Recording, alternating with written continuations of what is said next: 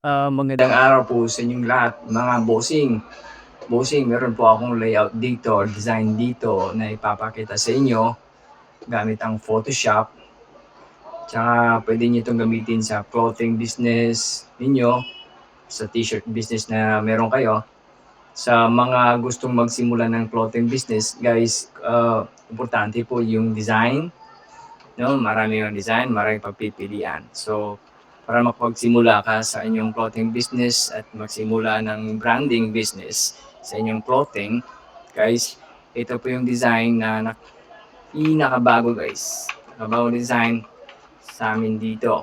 So guys, naka half tone na po yan. Ibig sabihin, naka dots na yan.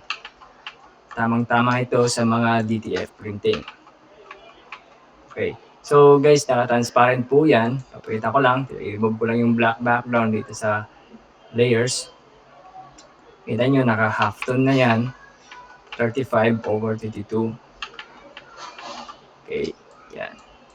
Tsaka ito yung sa baba, balik lang natin. Sa baba po na text is pwede yung lagyan yung brand name nyo dito, brand name nyo, brand name. Kaya yung anong example po, quality po, yan. Mapapalitan, ma-adjust yung size nito gamit ang Photoshop. So pwede nyo asan ito ng konti, ganyan. So depende po sa inyo yan. So kayo na po bahala mag-edit yan kung yung gusto nyo, saan nyo lalagay yung text niyan. So guys, yung design na to yung madadownload po.